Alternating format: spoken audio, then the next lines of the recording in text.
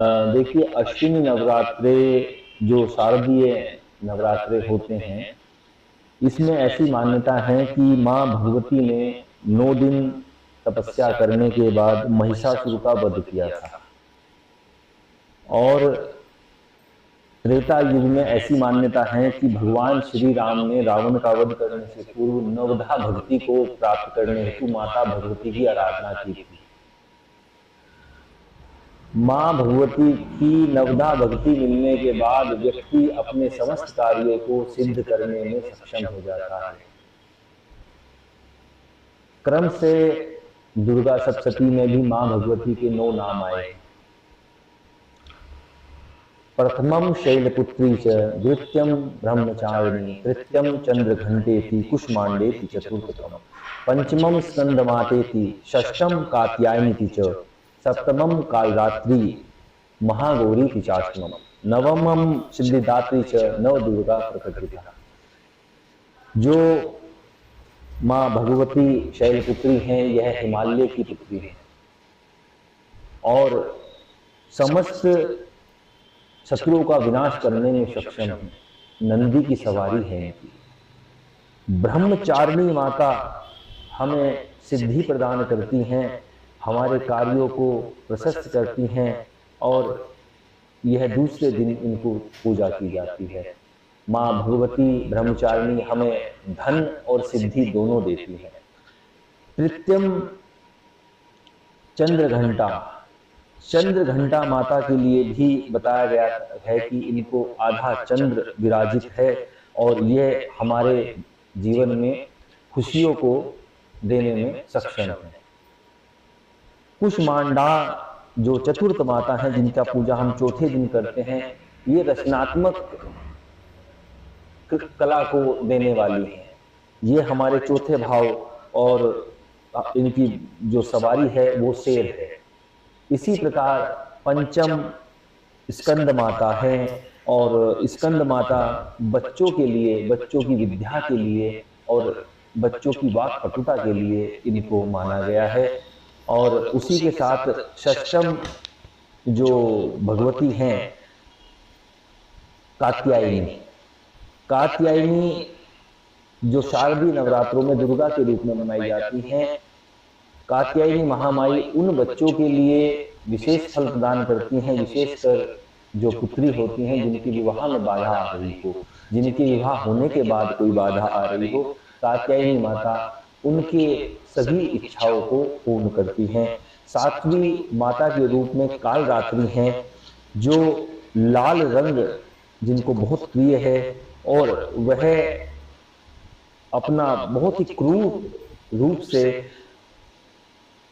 दुर्गा सप्तमी के दिन पूजी जाती हैं, जिनका क्रूर रूप से शत्रु और रोग दोनों का विनाश हो जाता है। ऐसी सप्तम कालरात्रि माता भगवती हैं।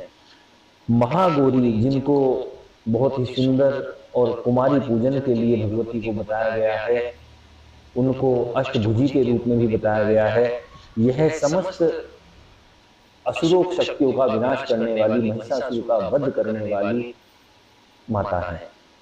नवम सिद्धिदात्री हैं, जो सभी सिद्धियों को प्रदान कर नवदा भक्ति को प्रदान करने वाली हैं, जो राम को विजय प्राप्त कराने वाली हैं, जो समस्त रूपों में नवग्रहों को संचालित करती हैं और सभी रूपों में माँ भगवती समस्त रूपों में एक होकर विद्युत के समान एक होकर दुर्गा बन जाती हैं, वह सिद्धिदात्री है। अब अगर हम बात करते हैं कि किन व्यक्तियों को किस रूप में भगवती की पूजा करनी चाहिए नवरात्रों में, पहले 3 दिन, दूसरे 3 दिन और तीसरे दिन 3 दिन का क्या महत्व है, तो यहाँ मैं आपको बताना चाहता हूँ। माता भगवती जो रज, तम और सत्व के गुण की कारक हैं, पहले 3 दिन तमोगुणी भगवती की रूप में काली माता की पूजा होती है। दूसरे 3 दिनों में मां सरस्वती की पूजा होती है। तीसरे 3 दिनों में मां लक्ष्मी की पूजा होती है। और इस प्रकार व्यक्ति के जीवन में ये तीनों देवी उनके काम और उनके जो सत्व हैं, उनके गुणों को पूर्ण रूप से पूरित कर देती हैं। जो भी उनके अंदर किसी प्रकार का दुष्ट विचार हो या किसी चीज का अभाव हो, वह पूर्ण कर देती हैं। इसलिए शास्त्रों में भगवती की पूजा बताई गई है। वहीं अगर हम वैज्ञानिक आधार से बात करते हैं कि शारदीय नवरात्रों का व्रत उपवास करने से क्या लाभ होता है, तो शारदीय नवरात्रों में आने से पूर्व गर्मी और वर्षा ऋतु के बाद हम सर्दी की ओर जा रहे होते हैं। सर्दी की मौसम आने वाली होती है। तो यहाँ पर अन्न जो है, हमारे जो खाने का ढंग है, हमारे जो शरीर में बनने वाला गुण है, वो पित्त प्रवृत्ति से कफ प्रवृत्ति की ओर प्रेरित होने लगता है। तो कफ प्रकृति वाले व्यक्तियों को कुछ चीजें, कुट्टू का आटा जैसे अन्न के रूप में लेते हैं, तो सबसे पहले भारी जो भोजन है उसका त्याग हो जाता है और उसके साथ साथ में हल्का गर्म भोजन हम लेना शुरू कर देते हैं, ताकि आने वाले सर्दी से हमारा बचाव हो सके और हमारे शरीर का जो पित्त है वो शांत हो जाए, वो प्रकोपित ना हो।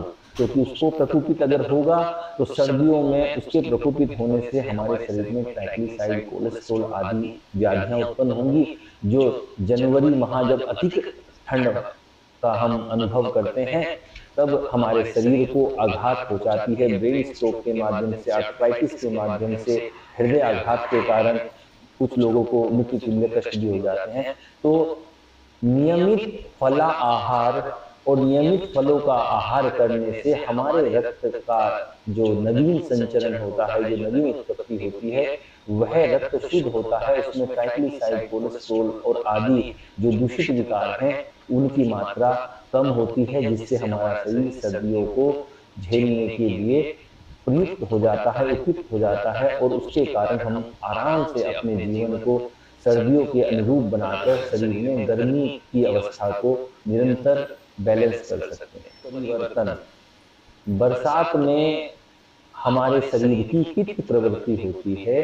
पित्त प्रवृत्ति के बाद हम सर्दियों में जब जा रहे होते हैं तब कफ ऋतु, कफ प्रवृत्ति का व्यक्ति का, मनुष्य का शरीर हो जाता है।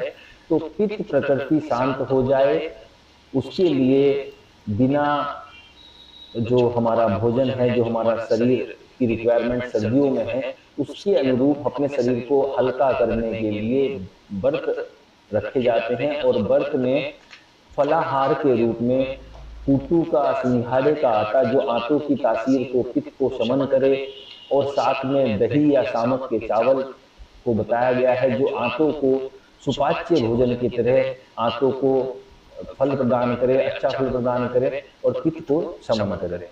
उसके अलावा फलाहार बताया गया है। कुछ लोग एक समय फल का आहार लेते हैं, कुछ समय व्यक्ति 2 समय फल का या सिंघाड़े का आटा, कुट्टू की पकौड़ी इत्यादि का लाभ लेते हैं, जिससे शरीर के पित्त को शमन कर शरीर में हल्की गर्मी का एहसास हमें कुट्टू का गर्म आटा दिलाता है, जिससे कि आने वाली सर्दी का जो अचानक ठंड बढ़ जाती है या किसी को सर्दी गर्मी लग जाती है, उसके लिए हमें पहले से ही प्रिपेयर करा देता है और आने वाले सर्दियों में ट्राइग्लिसराइड, कोलेस्ट्रॉल को नियंत्रित रखता है। देखिए, भगवान श्री राम ने भी माता भगवती की नवधा भक्ति करने के बाद रावण का वध किया था। माँ भगवती ने स्वयं महिषासुर का वध करने के लिए 9 दिन तक उपासना की थी। उसके बाद महिषासुर का नवरात्रों में ही बताया गया है, अश्विन नवरात्रों में ही भगवान श्री राम ने रावण का वध के लिए भगवती की आराधना की थी। और माँ भगवती ने स्वयं की जो शक्ति है, स्वयं की शक्ति की उपासना भी अश्विन नवरात्रों में कर महिषासुर का वध किया था। तो हमारे शरीर में हमारे अवगुण महिषासुर के रूप में हैं, हमारे शरीर में ही रावण है, हमारे शरीर में ही कई प्रकार के दूषित विचार या दूषित उग्र रोग भी हैं। तो उनके शमन के लिए, सबसे पहले उनके शमन के लिए मैं कहता हूँ शारदीय नवरात्रे उपयुक्त हैं, क्योंकि हमारा जो जीव है ये कुछ दिन के लिए कुछ खाने के प्रति रुक जाएगी तो शरीर में व्याधि नहीं आएगी। ऐसा कई व्यक्तियों ने कहा है, जैसा अन्न हम खाते हैं वैसा मन हो जाता है। वर्तमान की परिस्थिति को देखते हुए, समाज की व्यवसनों को देखते हुए हमें संतुलित आहार के साथ साथ ऐसा सात्विक आहार लेना चाहिए जिससे कि हमारे विचार भी सात्विक हों। आप लौकी तोरी अगर खाएंगे तो उसको बड़े चाव से और बड़े सात्विक आहार को इस प्रकार खाएंगे कि उसको खाते हुए आपके शरीर में उग्रता नहीं आएगी। वहीं अगर आप मांस मदिरा का सेवन करते हैं तो उसको खाते समय आपका हिंसक प्रवृत्ति का चेहरा आप स्पष्ट रूप से देख सकते हैं। उसको आप ऐसे बाइट करेंगे तो हिंसक प्रवृत्ति का जो भी प्राणी है, जो व्यक्ति है, वो इस प्रकार से मांस मदिरा का सेवन करता है। तो इस मांस मदिरा के सेवन से बचते हुए सात्विक आहार को अगर आप अपने जीवन शैली में ऐड करते हैं, उसको अपनाते हैं, तो निश्चित रूप से आपके अंदर का रावण, आपके अंदर के व्यसन आपसे दूर होंगे। और यही सभी हमारे हिंदू सनातन संस्कृति में बताया गया है। आप सात्विक अगर रहते हैं तो सात्विक आहार लें। सात्विक आहार में प्रकृति हमें ईंडा और फल फ्रूट सब देती है, तो हम क्यों किसी अन्य जीव की हत्या कर उसके शरीर को भक्षण करें? ये हमारे असुरी शक्ति को बढ़ाते हैं। इसलिए माँ भगवती ने ब्रह्मचारिणी के रूप में, सरस्वती के रूप में सौम्यता को दर्शाया है। आहार विहार को श्रेष्ठ करने के लिए माँ भगवती की आराधना करें, उपवास करें। निश्चित रूप से आप सबके मन में एक अच्छी शक्ति जागृत होगी। आने वाले समय के जो त्रिकालदर्शी, जो ऋषि मुनियों का ज्ञान था, उनका ज्ञान भी ऐसे ही सिद्ध हुआ। उन्होंने गौओं की सेवा की, गौओं का दूध पिया, किसी प्राणी को मार के उसका भक्षण नहीं किया। अपने पेट में किसी प्राणी को उन्होंने कब्रिस्तान के रूप में दबाया नहीं, उसको अपने पेट में नहीं रखा। उन्होंने सुपाच्य भोजन को प्राथमिकता दी और इसी के कारण वो त्रिकालदर्शी बने। उन्हें भूत भविष्य वर्तमान सभी का ज्ञान था। तो निश्चित रूप से अगर आप सात्विक आहार लेते हैं तो आपकी ज्ञान चक्षु सदैव खुले रहेंगे। नहीं तो अज्ञानता के जीवन में जानवर और मनुष्य में कोई अंतर नहीं। देखिए, माँ भगवती हरिद्वार की अधिष्ठात्री हैं, जैसे काशी की अन्नपूर्णा। माया देवी हरिद्वार के मध्य विराजमान हैं। उनके एक और माँ मनसा है और एक और माँ चंडी है, और मध्य माता गंगा और माया का, गंगा का प्रवाह और माया देवी का स्थान स्थित है। तो माया संसार को बांध देती है। दुर्गा सप्तशती में सूरत नाम का, समाधि नाम के राजा का वर्णन आया है। समाधि नाम के राजा को बताया गया कि वो अपने पुत्र पुत्री के मोह में, राज्य के मोह में वशीभूत है। तो माँ भगवती के अंदर एक ऐसी कृपा है कि वो संसार को अपनी माया से बांध देती है, और वही माया देवी हरिद्वार में अधिष्ठात्री के रूप में बैठी हैं। भारत में एक और नगरी है माया नगरी, जिसको भारत की आर्थिक राजधानी माया नगरी मुंबई कहा जाता है। तो मुंबई में जाने के बाद भी व्यक्ति माया से अधीन हो जाता है, लेकिन मुंबई और हरिद्वार की माया में थोड़ा सा अंतर है। हरिद्वार में आने के बाद वो नहीं, पुण्य की माया को आकर्षित करती है। पुण्य की माया उसको बताती है कि माँ भगवती पवित्र गंगा के जो तट पर तुम आए हो, यह पाप तारणी है, मोक्ष प्रदायिनी है। ये आपके पितरों को, पूर्वजों को तारने का साधन है। तो व्यक्ति जब हरिद्वार आता है तो निश्चित रूप से उसका रोम रोम कण कण माँ भगवती गंगा के दर्शन मात्र से ही प्रफुल्लित हो जाता है। ये हरिद्वार की माया देवी की माया है। देखिए, माँ मनसा मनसाओं को पूर्ण करने के लिए हरिद्वार में या हरिद्वार की शिवालिक पर्वत श्रेणी में विराजमान है। वहीं उनके सामने माँ चंडी देवी है। चंडी देवी माता चंड मुंड के वध करने वाली, दुष्टों का संहार करने वाली है। और ये हरिद्वार के दक्षिण क्षेत्र में स्थित है। तो दक्षिण यम की दिशा है। जो माँ भगवती का चंडी देवी के रूप में ध्यान करता है उसको रोग, ऋण और व्याधि शत्रुओं का भय नहीं रहता। माँ मनसा हमारी अनुकूल इच्छाओं को मनसा को पूर्ण करती है। माया देवी हमें संसार के इस प्रकार के जो हमें व्याकुल करने वाले, दुख देने वाले विषय हैं उनसे दूर रखते हुए हमें अच्छी माया को प्रेरित करने का एक साधन बनाती हैं। और वहीं गंगा तो हमें शांति, अगर आपके मन में कभी इस प्रकार के कुछ भय हो या व्याकुलता हो या मन में किसी प्रकार का कोई भय कष्ट हो तो आप एक बार आइए, गंगा का दर्शन कीजिए। निश्चित रूप से मैं कहता हूँ आपका मन प्रफुल्लित हो जाएगा। बड़े से बड़ा दुख का जो कष्ट आपके मन में जो भार है वो माता ग्रहण कर लेंगी। ये गंगा की एक ऐसी शक्ति है। तो हरिद्वार में माँ भगवती को गंगा के रूप में भी आप पूज सकते हैं, माया देवी के रूप में भी पूज सकते हैं, मनसा देवी के रूप में भी पूज सकते हैं, और सभी रूपों में माँ भगवती आपका कल्याण ही कल्याण करती है। देखिए, संसार के कण कण में भगवती माता विराजमान है। संसार के कण कण में कहीं ना कहीं माता का कोई ना कोई अंग, कोई ना कोई दिव्य शक्ति भारत में तो खास तौर पर मिल ही जाएंगी। 51 शक्तिपीठ माँ भगवती के सती के रूप में जहाँ जहाँ उनके अंग गिरे ऐसा बताया गया है। तो माता सती के अंग जहाँ 51 पीठों में गिरे वो तो पीठ बन ही गई। और ये तो हरिद्वार की नगरी है, यहाँ तो माता सती ही हुई थी।